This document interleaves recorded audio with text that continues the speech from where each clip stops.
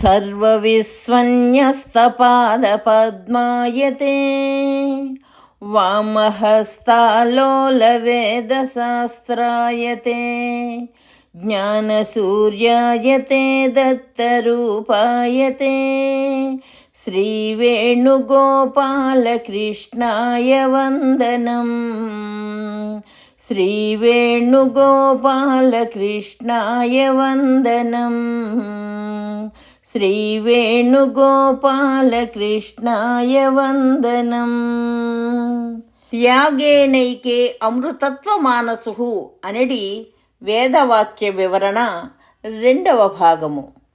ఎదుటి ఇంటిలో మంచినీటి బావి ఉన్నది, వాని ఇంటిలో ఉప్పు నీటి బావి ఉన్నది. తాతస్య కూపోయమితి బ్రువాణాః క్షారం జలం కా పురుషాః పిబంతి అని శాస్త్రవచనము. అనగా మా తండ్రిగారు తవ్వించిన బావి అని మూర్ఖుడు ఉప్పు నీటినే త్రాగును. వాడు ఉప్పు నీటిని త్రాగుటకు అసలు కారణము తండ్రిపై అభిమానము కాదు, దానిని అడ్డు పెట్టుకొనుచున్నాడు. వానిలో అసలు కారణము ఎదుటివారి బావిలో మంచినీరు పడినదను అసూయ.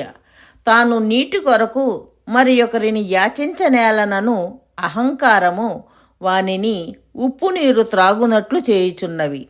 ఇట్టి అహంకారముతో, మూర్ఖత్వముతో, అజ్ఞానముతో, అసూయతో పట్టుదలకు చిక్కి దానిని సడలించుకొనలేక దానిని బయటపడకుండా కప్పుకొనుటకు సాంప్రదాయములను పెద్దలిట్లు చెప్పినారనియు సాకులుగా ఉపయోగించుకొనుచున్నారు. ఇది ఆత్మవంచన. దీనిచే వారు నష్టపోదురు. అజ్ఞానులు చెప్పు అజ్ఞాన వాక్యములను గుడ్డిగా విశ్వసించి అజ్ఞానమయమగు నరక లోకమున శాశ్వతముగా పడుచున్నారు. అనగా అట్టివారు విచారణకు, జ్ఞానమునకు అవకాశము లేని పశుపక్షాది జన్మలయందు శాశ్వతముగా పడుచున్నారు. గుడ్డివారిని గుడ్డివారు పట్టుకున్నచో గుంటలో పడుట తప్పునా? ఈ అజ్ఞానులు చెప్పు వాక్యములు అవిచారిత రమణీయములు, అనగా విచారణ చేయనంత వరకు మనోహరములు. ఉదాహరణకు, ఈ సృష్టిలో జరుగు ప్రతి పనియును ఈశ్వర సంకల్పమేనందురు. ఈశ్వరాజ్ఞ లేనిదే చీమాయినా కొట్టదు అందురు. దీని ఆధారముగా చేసుకుని తమ అజ్ఞానమును సమర్థించుకొను అహంకారమే కారణము.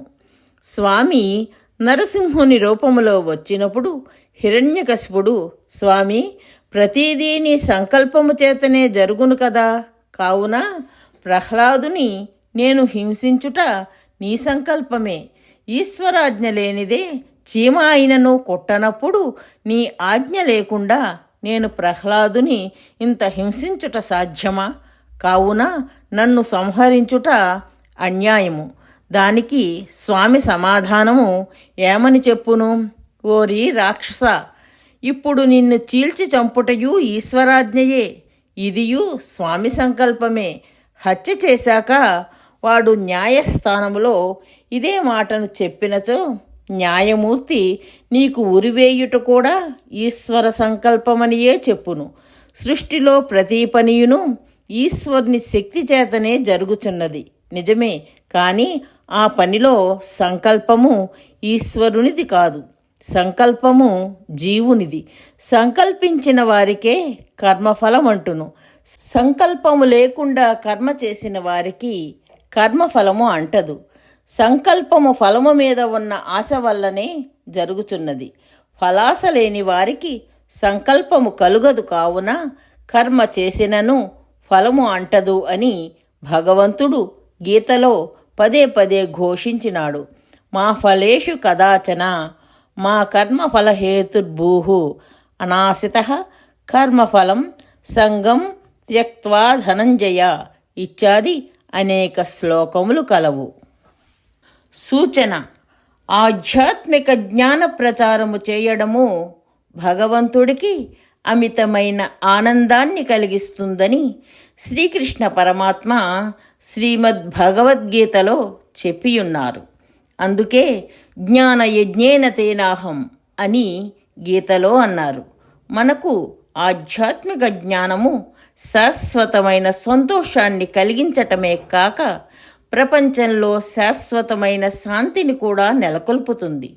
కాబట్టి శ్రీదత్త భగవానుని అపూర్వమైన ఈ ఆధ్యాత్మిక జ్ఞాన ప్రచారంలో భాగస్వాములై ఆ భగవంతుని పరిపూర్ణమైన అనుగ్రహాన్ని పొందగలరు. జై దత్తస్వామి.